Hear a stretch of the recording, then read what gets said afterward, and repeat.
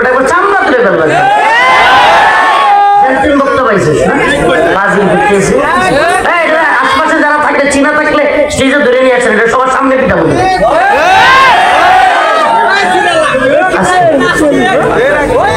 আস্তাগফিরুল্লাহ ওয়া আতুবু ইলাইহি আস্তাগফিরুল্লাহ ওয়া আতুবু এই ইস্তিগফার করেন সবাই আস্তাগফিরুল্লাহ ওয়া আতুবু ইলাইহি বলেন না আস্তাগফিরুল্লাহ ওয়া আতুবু ইলাইহি আমারে দেখলে বিশেষ করে বর্তমানে সবচেয়ে বেশি জ্বলে হলো আওয়ামী লীগ আর হলো ইসকন মানে দেখলে বর্তমানে সবচেয়ে বেশি জ্বলে কে আওয়ামী লীগ ইসকন এই দুইটা আমরা দেখতেই পারে না আমরা দেখতেই পারে না মানে অনলাইনে ঢুকলে আপনি দেখবেন আমার যত বাজে কমেন্ট আছে আপনি খালি ওর প্রোফাইলে ঢুকবেন দেখবেন আপনি আমাদের যদি বাজে কমেন্ট করে এগুলো প্রোফাইল একটু গাইতে গাইতে দেখবেন কনফার্ম হবে এই ছাত্রলীগ আল্লাহ পাক মাফ করুক বলেন আমিন এদের আসলে আপনি বলবেন এই যে আমি কথাগুলো বলতাম না আমার আলোচনায় ঢুকে যেতাম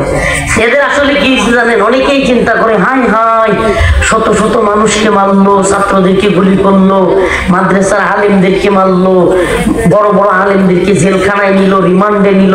দেশের সর্বজন শ্রদ্ধেয় আলেমদেরকে হত্যা করলো কারাগারে নিয়ে অনেকদেরকে ফাঁসি দিল এরপরেও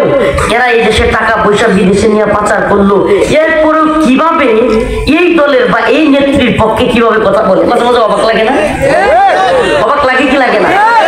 আসলে এটার বাস্তবতা হলো খাতামাল্লাহু আলা কুলুবিহিম আল্লাহ এদের অন্তরের মধ্যে সিলমোহর মেরে দিয়েছে ওয়া আলা সামঈহিম এদের কানের মধ্যে আল্লাহ সিলমোহর মেরে দিয়েছে ওয়া আলা আবসারিহিম গিশাওয়া এদের চোখের সামনে আল্লাহ পর্দা ফেলে দিয়েছে এরা দেখেও দেখবে না কোরআন শুনাও শুনবে না ফি কুলুবিহিম মারাদ এদের অন্তরের মধ্যে ব্যাধি আছে ফাযাদাহুমুল্লাহু মারাদা এরা কোরআনের কথা শুনলে এদের ব্যাধি আরো বাইরে যায় ও ওয়াজ বলতে কি জানেন ও ওয়াজ বলতে বুঝে মাটির নিচে আর হইলো আসমানের উপরে আর হইলো কিচ্ছা কাহিনী কেন জানেন কারণ তার তো হইলো বাস্তব ধর্মী কথা হ্যাঁ এরপরে সমাজের কথা রাষ্ট্রীয় কথা আন্তর্জাতিক চক্রান্তের কথা এগুলো বললে তার গায়ে লাগে কারণ কি তারা মোল্লা মৌলবীদেরকে মনে করে মোল্লা মৌলবীরা হইলো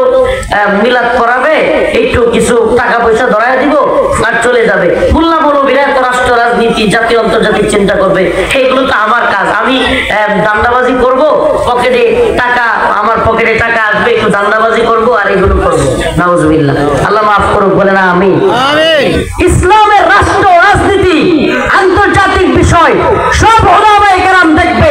পররাষ্ট্রনীতি কি হবে স্বরাষ্ট্রনীতি কি হবে অর্থনীতি কি হবে সবকিছুতে উলামায়ে কেরামের হস্তক্ষেপ যেদিন হবে এই দিনই সত্যিকার অর্থে কোরআনের বাংলাদেশ গঠন হবে ইনশাআল্লাহ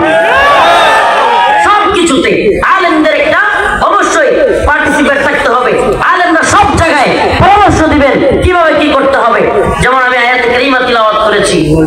আলিফ লাম